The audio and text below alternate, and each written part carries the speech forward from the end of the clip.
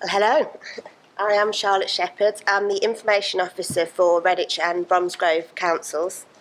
I've been working with data protection or in data protection for nearly 10 years, so I really like it. Not many people do, but I do. So today I'm going to tell you about information sharing and governance and the approach that we're taking. So first of all, with information sharing, either one or two things happens. You get asked for data in an organisation and another organisation will just give you everything they know. They will just chuck the lot at you. Or on the other side, they say no, you can't have anything at all. Neither of these two things are very good for the end user, for the member of public, the person who the data is about. Either they've lost control of their data, potentially had their rights infringed, or they get a slower service, they get less provision of the service, they have to go to different places to get something that they believe in their mind should be a joined up thing. But data sharing can be scary, especially now. The fines are increasing from May, I hope you're all ready, up to £17 million potentially, or 4% of annual turnover. So it's a massive jump from where we were. Audits, they can still come in, the ICO can come in and audit you. No one likes an audit, they're time consuming, they take staff away from their normal jobs. It's not what you want to be doing. But most importantly, for all of us, is the reputational damage. One of our biggest assets is data, is the fact that people trust us with their data, that we need them to trust us with their data for us to do what we need to do. So any damage to our reputation when it comes to data and looking after that data is a big thing for just about all public authorities. So as I mentioned, the law is changing. GDPR, the General Data Protection Regulations, will come in from May, as will, hopefully, the Data Protection Bill, which is due mid-May, apparently, and the Digital Economy Act has also come in. All these things touch on the changing face of data protection law in the country. What the law is saying is that when we're information sharing, we must be in line with the data subject's rights and expectations. We must be fair and transparent, and we must have policies and procedures and guidance in place for all staff. So this means for the data subject, a simple thing is having the privacy statement available, telling them what we're doing with their data, the purpose that we are processing it for, what that legal basis is for processing, making it fair, telling them who we're going to share with. So right at the beginning saying, we're doing this with your information and this is who we will share it with and this is why. And that gives a fair and transparent view for the end user. For organisations, it's important to look at accountability and being able to demonstrate that accountability. So looking at your security, also looking at the security when you're sharing information, being able to look at another organisation and know what security they have in place. Having your DPIAs, your data processing impact assessments in place.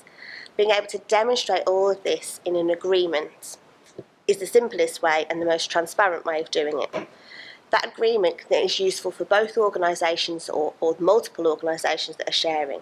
It makes the sharing transparent to anybody who wants to see that. So the member of the public the data is about, the other organisations who potentially want to join sharing, and also for the regulator.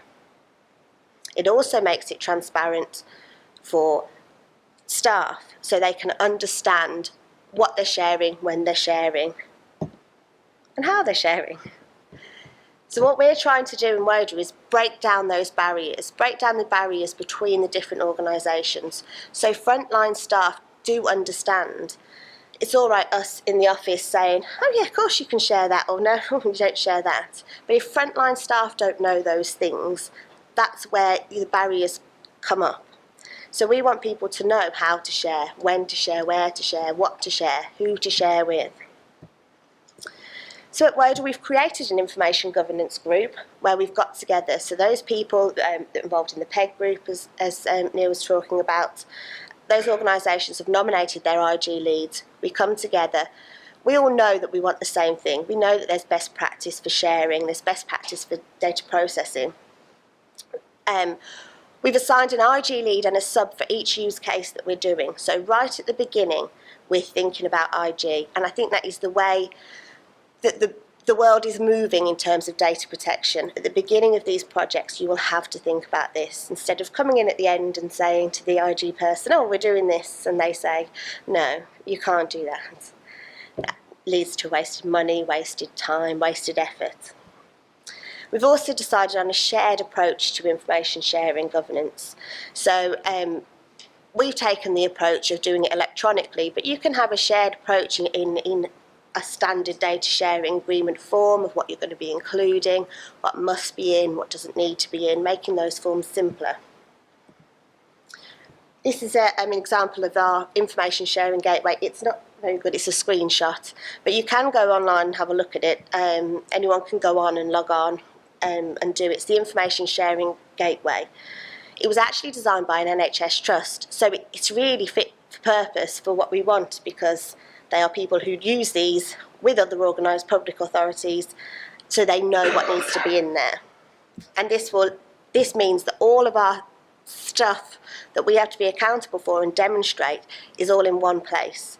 We can show our data flows, we can show our summaries, we can show our privacy, we can show our DPIAs.